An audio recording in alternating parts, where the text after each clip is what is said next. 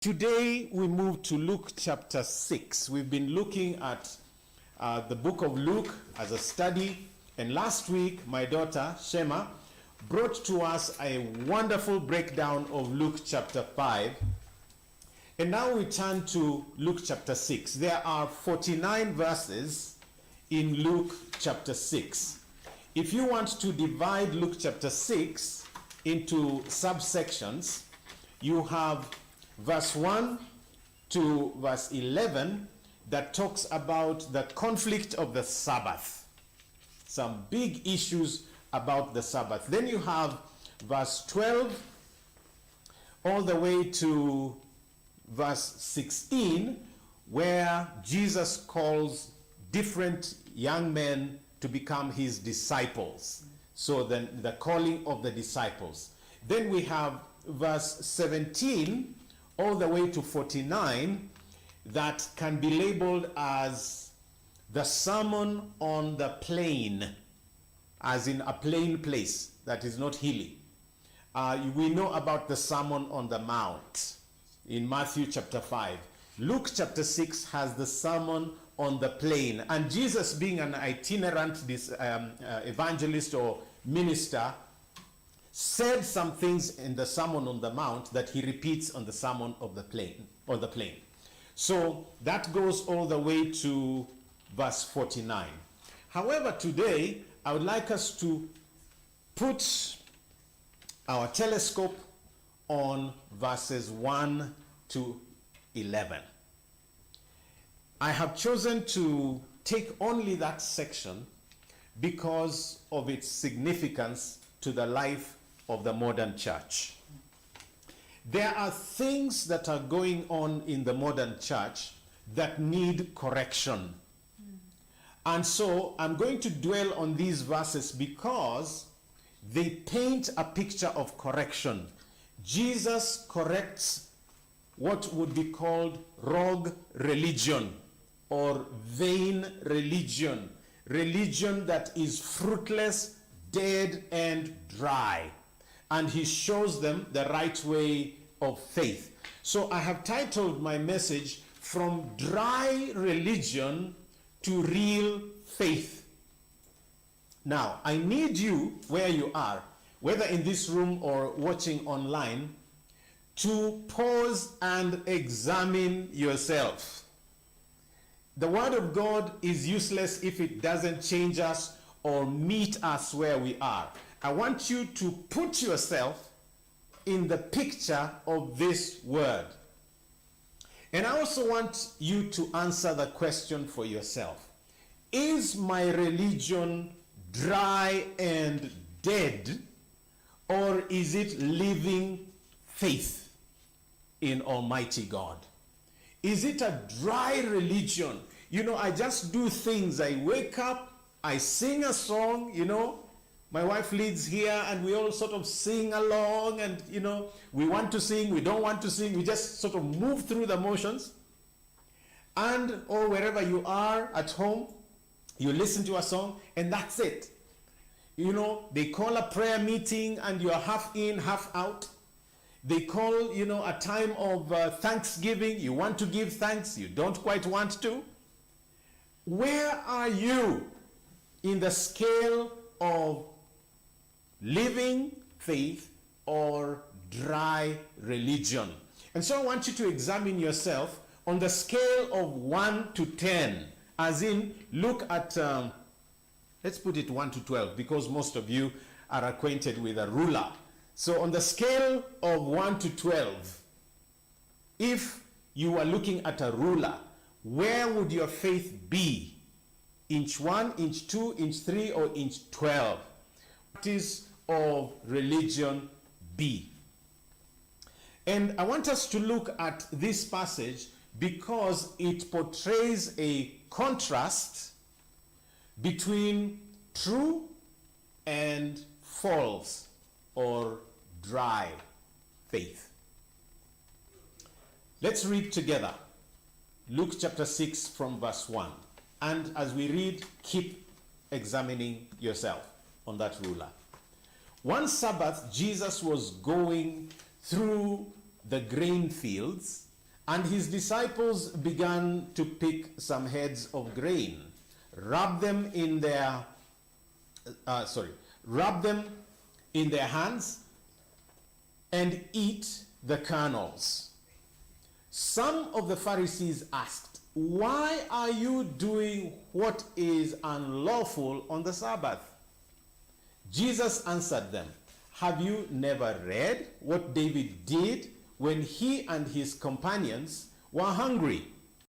He entered the house of God, and taking the consecrated bread, he ate what is lawful only for priests to eat. And he also gave some to his companions. Then Jesus said to them, 'The Son of Man is Lord of the Sabbath.'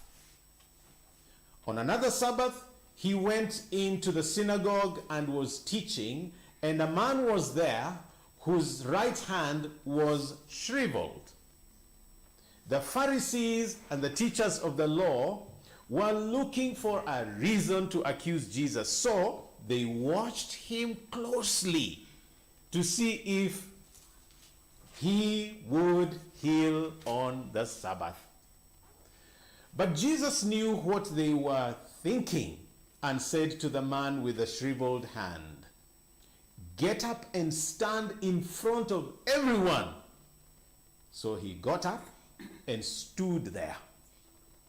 Then Jesus said to them, 'I ask you, which is lawful on the Sabbath, to do good or to do evil, to save life or to destroy it?' He looked around at them all and then said to the man, 'Stretch out your hand.' He did so, and his hand was completely restored. But they were furious and began to discuss with one another what they might do to Jesus." I was listening to a sermon once, and someone was saying, after Jesus has healed this man, you expect the whole synagogue to rise up and start worshiping God and falling on the floor and thanking God for the healing. Instead of doing like that, they turn to Jesus and they want to grab him and kill him. If you were in the synagogue that day, on which side would you be? The one that wants to worship God truly for something so wonderful done, or like, huyu amevunja dini huyu, malize huyu, you know. That is the church today.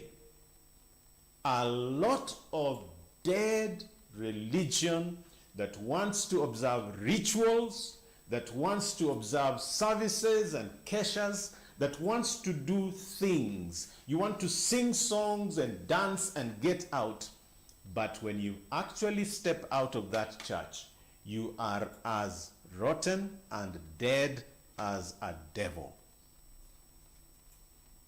I know these kinds of sermons are no longer wanted, but we must preach them, because that is what I am called to preach, the truth. And Jesus stood and stands for the truth to this day. The relationship between the Christianity that we see in the church today and the Christianity that Jesus wants, in many ways, are miles apart, and we need to do something about it. It's very easy to point fingers and say, that pastor is a hypocrite. That man is a hypocrite. That mama, that mzee, that young man, that student is not living right. Fine. It is okay to see the hypocrisy. The question is, again, on the scale of 1 to 12, where are you on dry religion or dead religion on the one hand, and then real, Christ-like faith? When I was a high school teacher, I used to tell a story in my Christian religious education classes, CRE. And it was there in the books. I don't know how many of you would remember a book called God Speaks to Men. Maybe those of you that went to school when I did, you might remember God Speaks to Men. Not so big, but easy to read book. And that book had a story about an acrobat and some spectators at the Niagara Falls. Now I'm told it's called Niagara. Niagara. Upper Kenya, we just say Niagara, So a falls is a place where you have a big fall of water. It's gushing, you can feel maybe 14 falls or something like that. And, or when Sosiani River is really high with the tide and, you have the push of water is gushing. And so the Niagara Falls is like that, a big gush of water. Now, the story is told about an acrobat who would stretch a rope across the Niagara Falls from one side of the falls to the other. So there would be like a very strong set of poles on one side of the falls, and then some other poles, and then tie a rope across, that waterfall. And this acrobat, as you know, acrobats can be very interesting, begins to walk from one side of the rope to the other, right across the Niagara Falls with the water gushing below. And I don't know, can you picture the man? You can picture him? Yes, there he is, now walking, and you can hear below, the water is forcefully moving. And people are just like, yeah, my goodness, you can do it, Yeah. And he does it. And he walks back. And then he says, so you believe I can do this? Yes, you can. So he says, do you believe I can drive a wheelbarrow? It's not this bottom up this thing. Do you believe the wheelbarrow for fetching trash? Yes.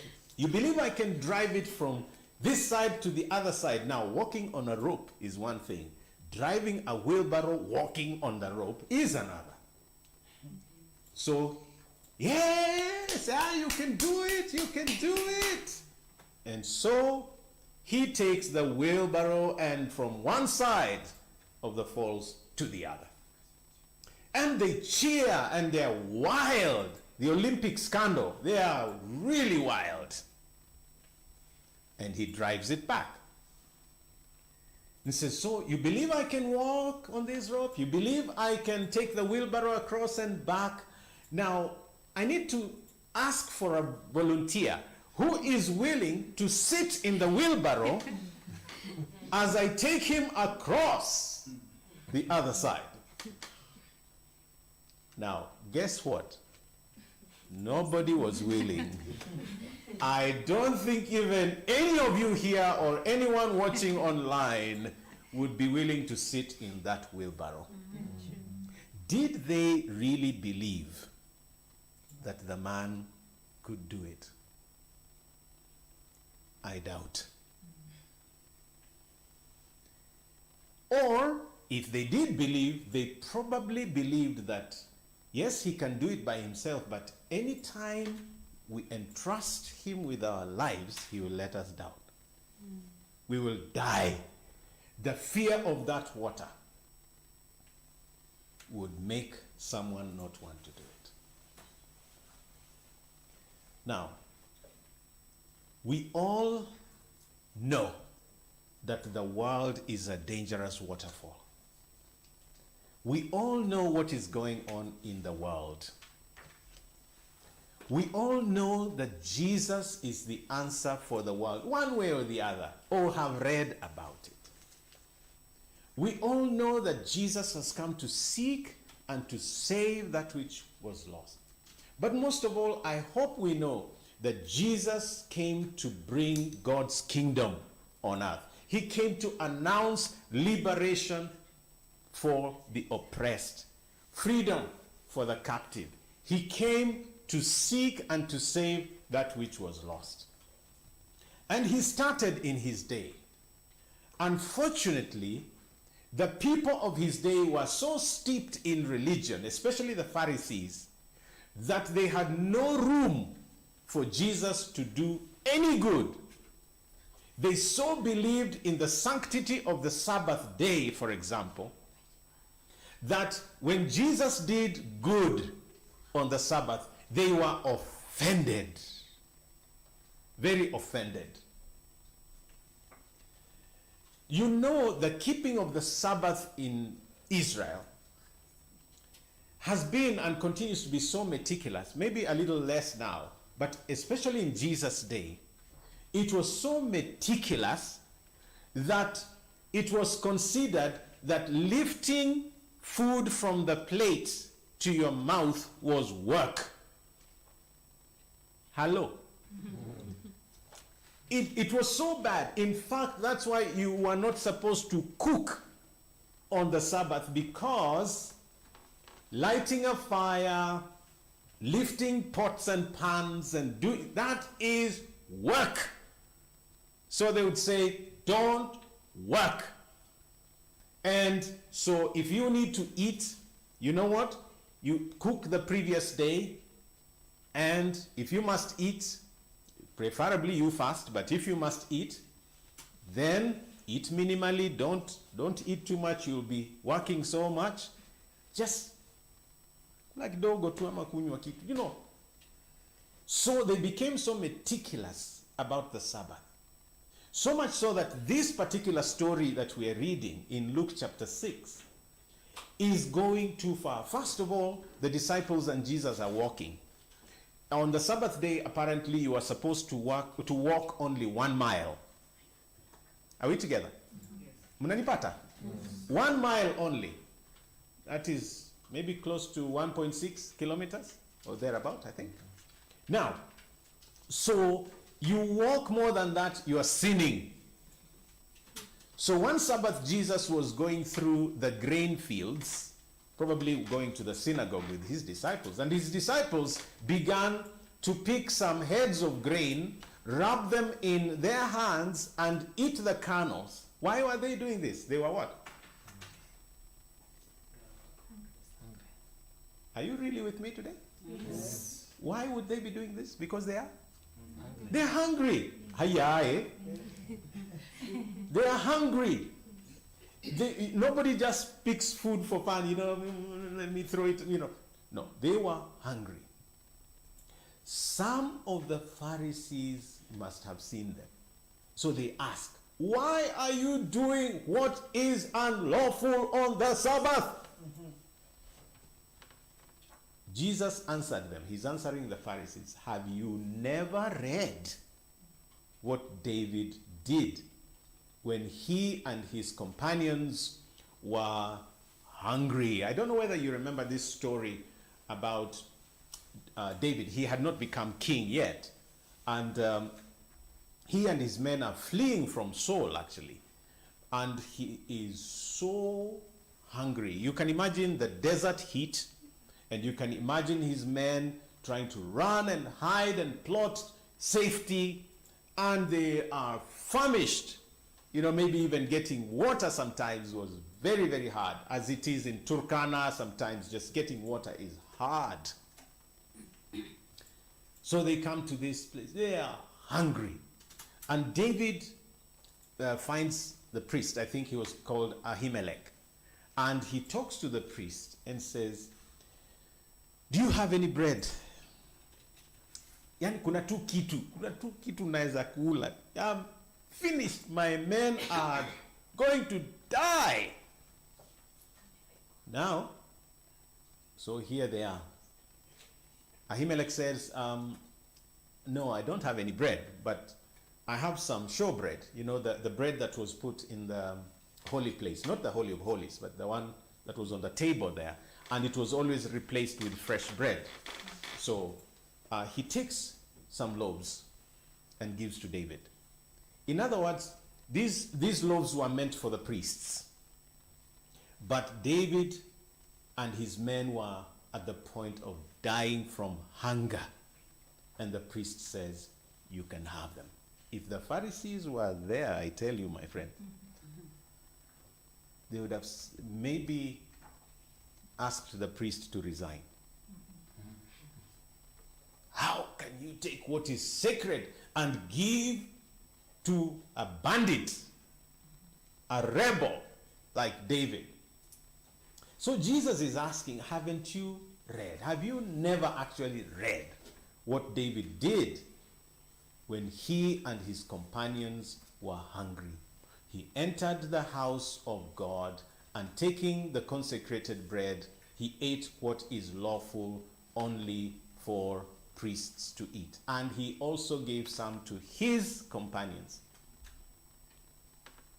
Then Jesus said to them, the Son of Man is Lord of the Sabbath.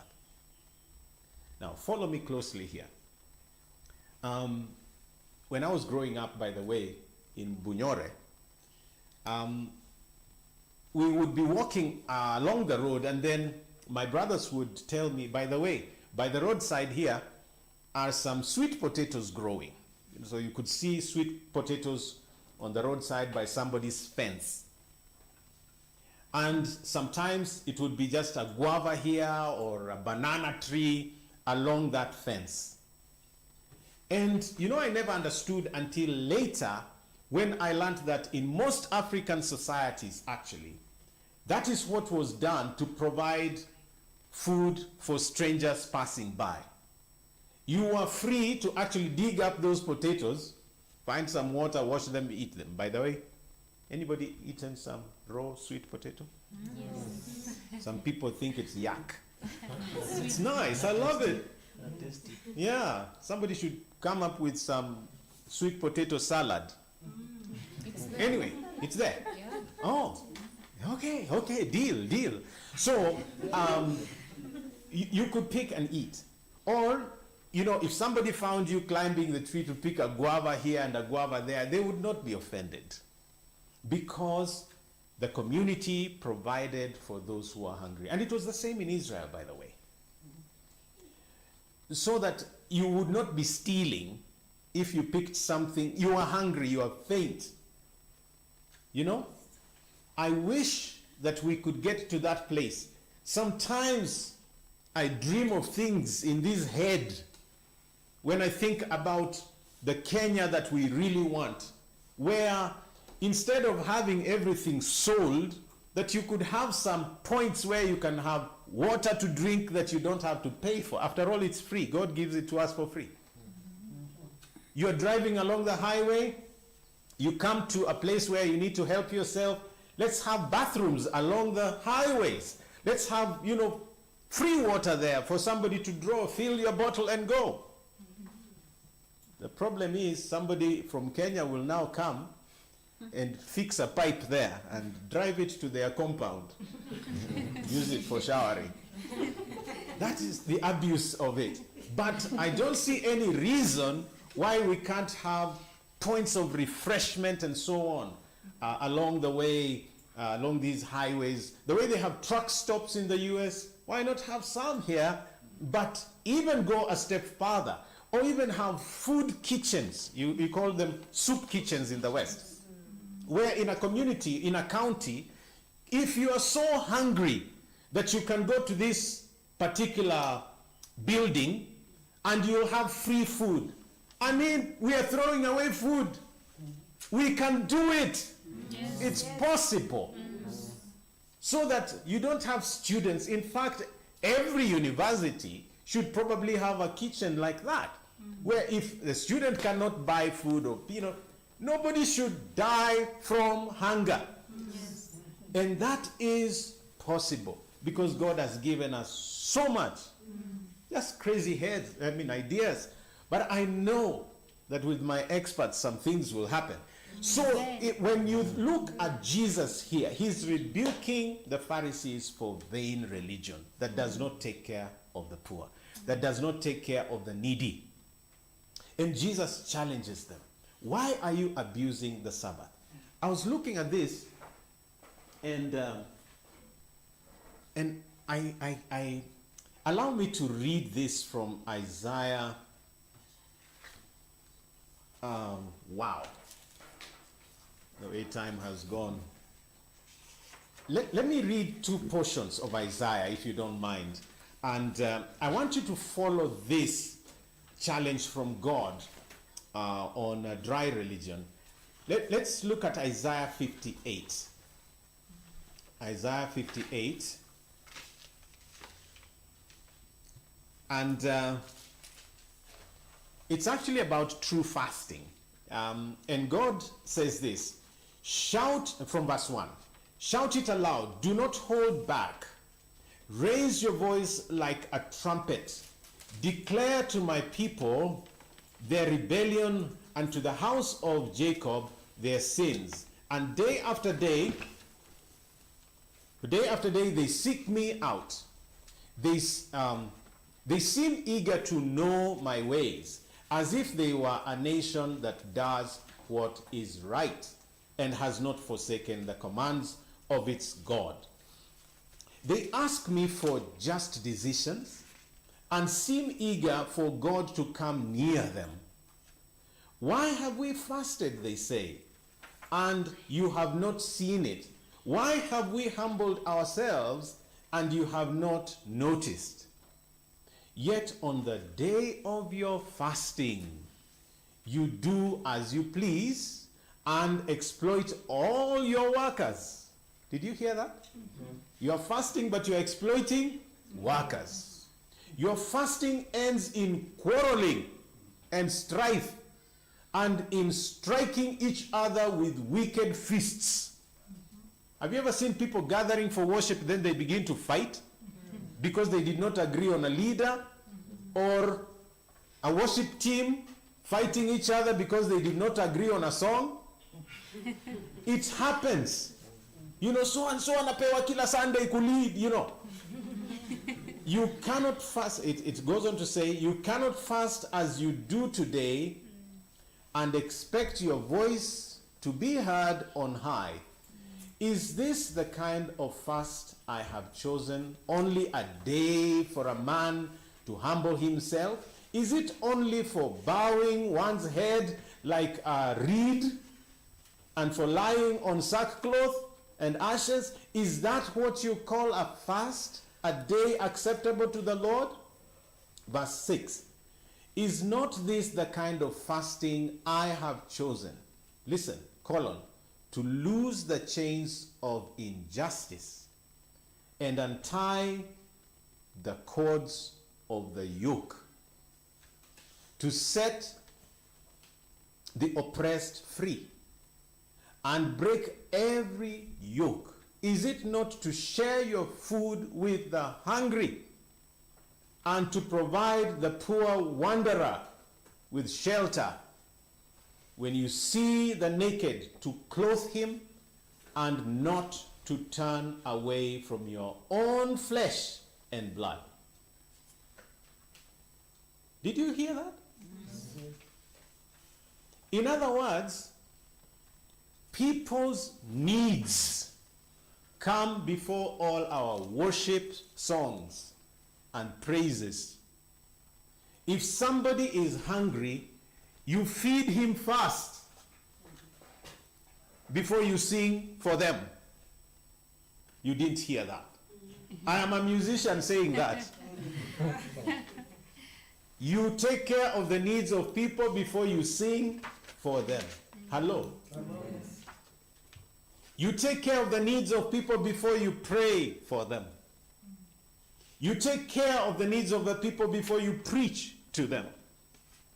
Human life, human well-being is important to Christ. That is Christianity. I get extremely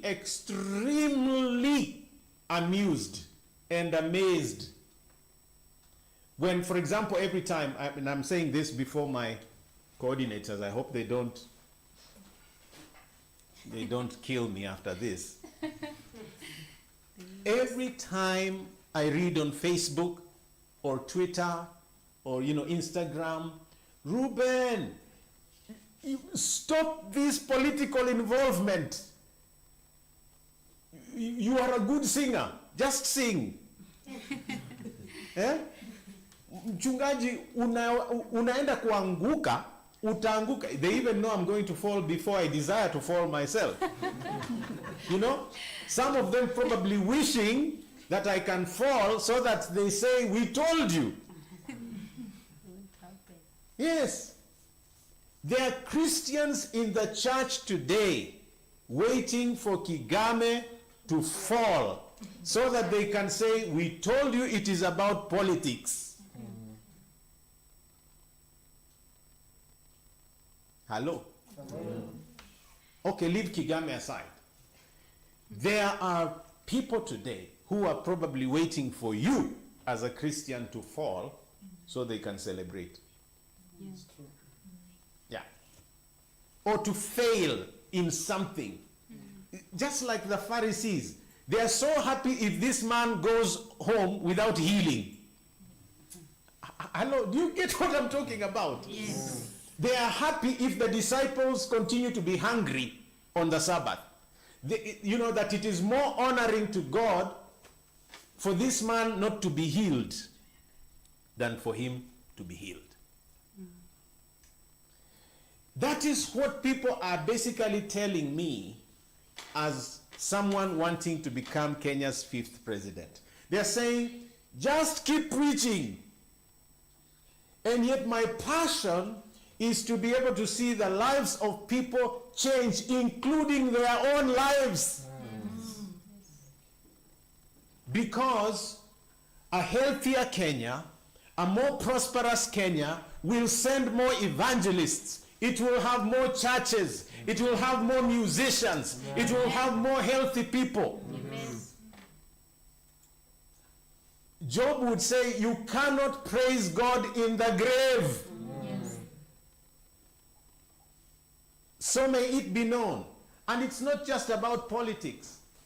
I wish you could hear what Isaiah says. Some of you, to read your Bible, you really just pick one book. For me, it's many volumes.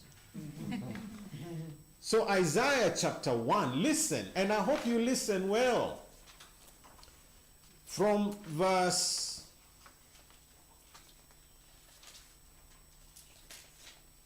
12. Isaiah chapter 1 from verse 12. When you come to appear before me, who has asked this of you, this trampling of my courts? Stop bringing meaningless offerings.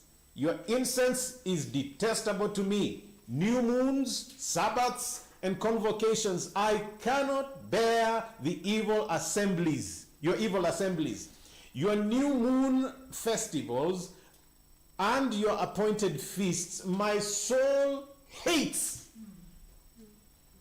They have become a burden to me. God saying, those things you are doing are a burden to me. These outward things. I am weary of bearing them. When you spread out your hands in prayer, I will hide my eyes from you. Even if you offer many prayers, I will not listen. Your hands are full of blood. Wash and make yourselves clean. Take your evil deeds out of my sight. Stop doing wrong. Learn to do right. Seek justice. Encourage the oppressed. Defend the cause of the fatherless. Plead the case of the widow. Family, did you hear that word? Yes. Kenya, did you hear? Prayers, songs, gatherings and convocations, all these meetings without justice, without taking care of the orphan and the widow, totally useless. God will hide his eye from you. vain, dry religion. And the church is full of it. The church is full of dead religion. So you go every Sunday, every Saturday, every Friday night, whenever you go to pray or whatever. But around you, even in your own congregations, people are hungry, naked, cold. You walk across the street and you find a street boy and it is supposed to be a government issue. And you've just come from church.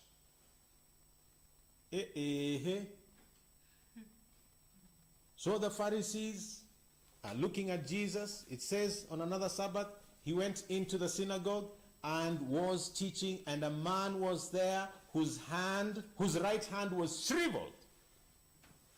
The Pharisees and the teachers of the law were looking for a reason to do what? To accuse Jesus.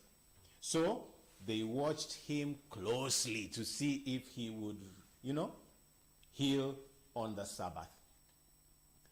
But Jesus knew what they were thinking. And so he just said to the man with the shriveled hand, get up and stand in front of everyone. Sometimes it is necessary to just do the right thing in the full gaze of everybody who thinks you should not.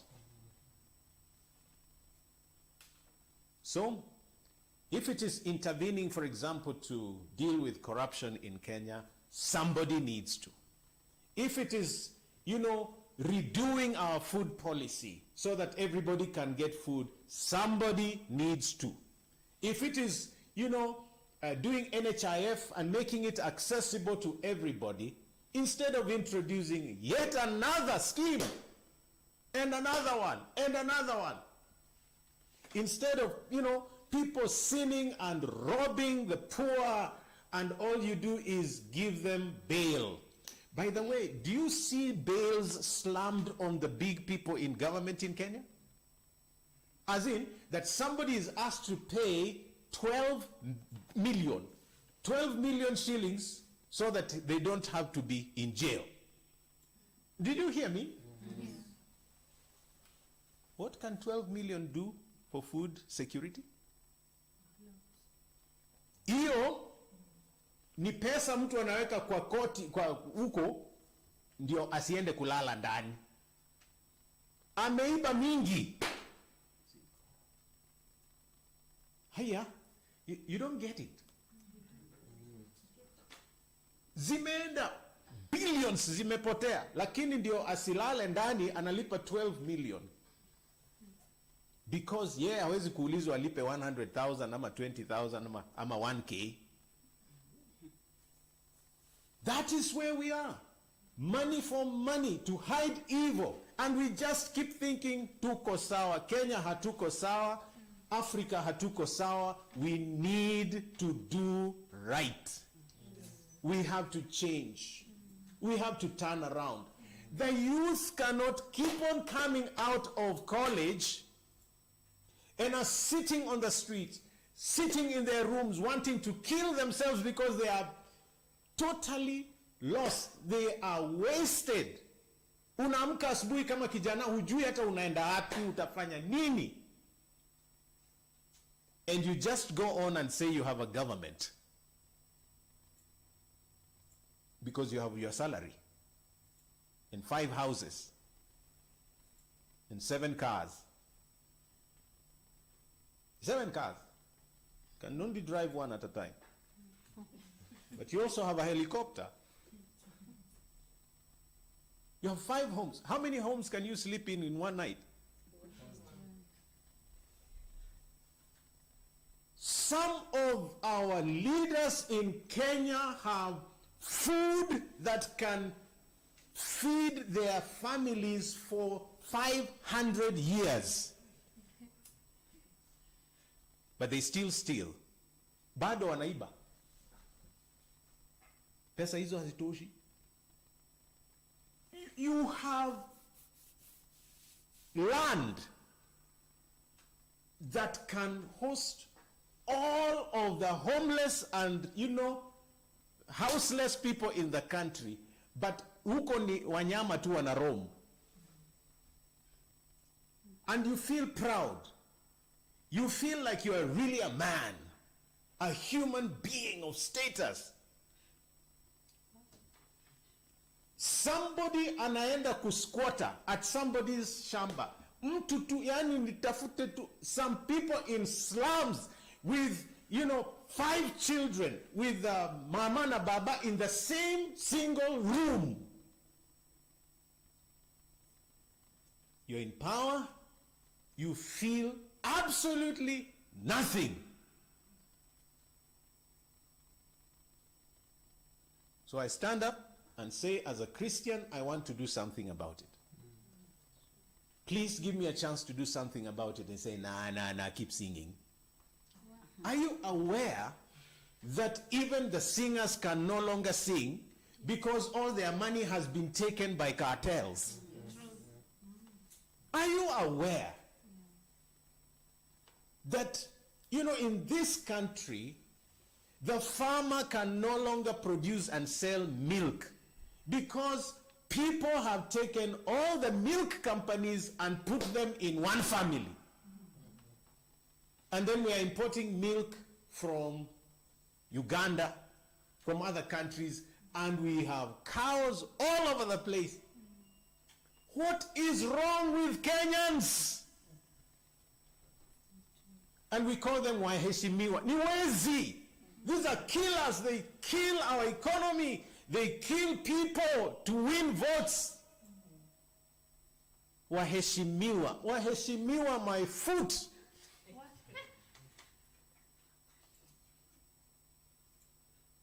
They're not honorable. They're deplorable. They're dead. They should not be in office. I said it. And if you think I'm bad enough, wait until Jesus shows up and looks at them and says, if you want to kill me, kill me. And he walks away as they look. One day, you will stand before this same Jesus, whether in Africa or Europe, the way you plot the decline of nations. One day you will stand before this judge, and he will look at you in the face and tell you, what do you think I should do with you?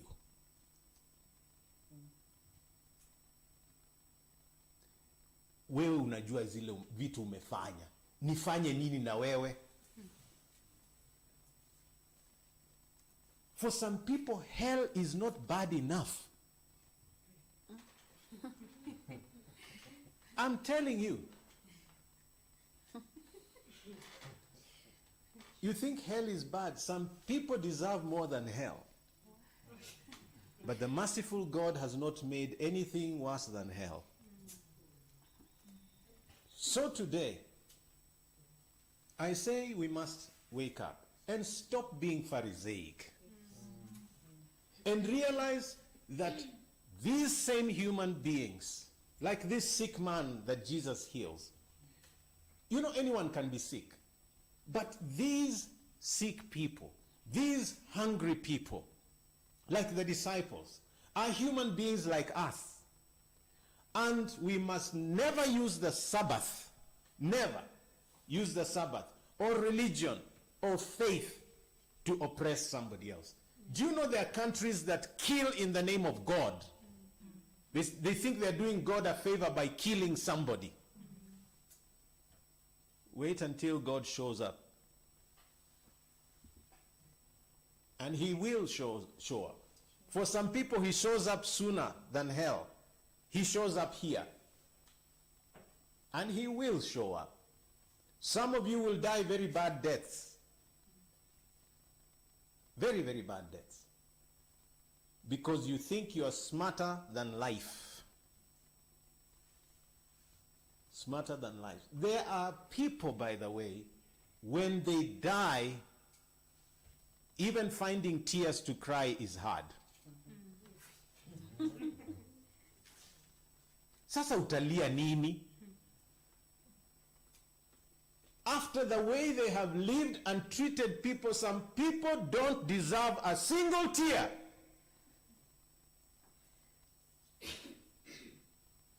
And then we rush and say, R.I.P.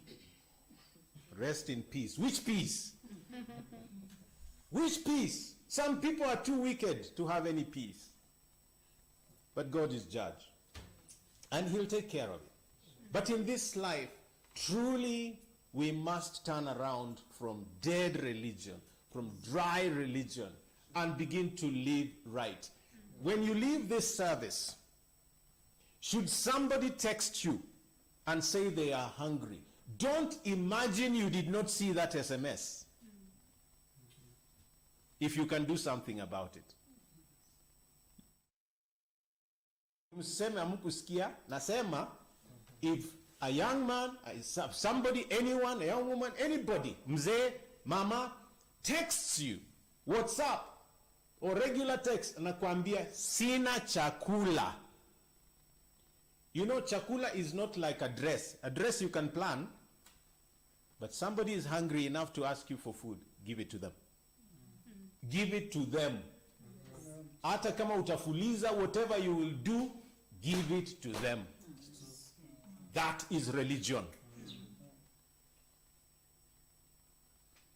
Some people saw what I wrote end of March about not wanting politicians to come to my funeral, and they thought I was going to die. But I put myself in the shoes of a musician, as I close, that died in February. An old man. His song is on my channel. It's called Shem Tube. Shem Tube was probably what, 74 maybe? He was singing before I was born. Hello, not singing. He was recording music before I was born.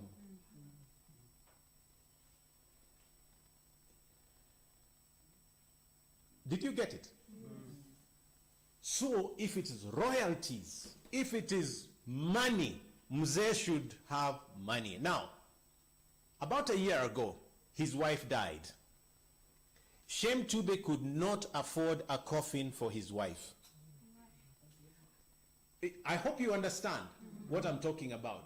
Mi staki dini hii ya kupakwa mafuta, mimi staki. Naongelea Shem Tube na munielewe kwamba somebody singing and people have collected money on his behalf from the 1960s. And he's known all the way to Europe. His records are all over. But he could not afford a coffin to bury his wife. So as musician friends, we came together and solicited money to buy a coffin. Are you getting? Yes. That's one. Now, I can't tell you the number of times Shem Tube would call me and say, my son, I am hungry. Sina chakula na niko na wajukuu hapa nyumbani. Sina. This is somebody who should be a millionaire.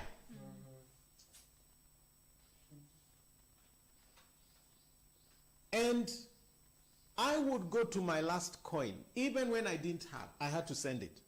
I'm not saying therefore I'm that good. I'm just saying, why do we allow people to get that low after taking their money? So, Shem Tube died himself. Do you know that Shem Tube could not afford his own coffin? You get it? I'm sure he went to a particular church. He had now received Christ. I'm sure there were pastors in his village. I'm sure there are musicians, royalty providers, these people who now take care of our roads. I'm sure they know they have taken his money. So my point was, if someone like that dies, and you are the ones who've been taking his money, don't come to his funeral. That was the point. Yes. You might just fall dead. You can't live like that. We can't live like that. We cannot go on like that as if nothing is happening. We cannot have any other priorities. And I don't care how many expressways you build. I don't care how many SGRs you invest in. If people are hungry, forget about those projects. Forget it. Forget it. Launch whatever projects you can launch, but as long as a woman in Kisauni is boiling stones in order to deceive the children that there is food, you are not to lead. You are not to be a pastor in that village. You are not to be the next door Christian neighbor who has food. It's not about government only. The church, we are doing badly. Rogue religion, useless, dry religion, dini. Isiolo today has a lot of Muslims, by the way. But do you know Isiolo is dying, collapsing, with millions of Muslim dollars and dirhams and shillings. But there are also churches in Isiolo, Turkana, West Pokot, Wajir, Tana River. Church, we have to wake up. And just don't talk to me about dry religion. I will not be listening. I am out of that. I am gone. Nimeishia. I am no longer interested in dry religion. Why should I give away everything that comes in at Kigame Media? And people, of course, think I'm such a millionaire. I have never made 300,000 shillings from royalties from 2010, when I registered as a royalty member of the Music Copyright Society of Kenya, to this day. But they've made millions in my name. My songs play every day. In most stations. I see nothing. What am I to do as Reuben when I see an SMS come to my phone and it says, I have received 40 shillings for royalties? Wow. What am I supposed to do? I can show you the messages. Hey. What am I supposed to do with that message? As someone with 29 albums, what am I supposed to do? What about those who are just starting? The young people that are working on their talents, what are they supposed to do? Kenya must change. Yes. True. But Kenya is not government, it's about the church. The church must change. The church must change. And ironically, as non-believers are endorsing a Christian candidate like me to run for office, the bishops, the pastors are just, unajua. I'm saying that the people you call secular, pagans, are saying, this time we want a Christian. Have you ever seen, by the way, those that are on social media, how much of endorsement from Christian leaders have you seen for my candidature as a Christian candidate?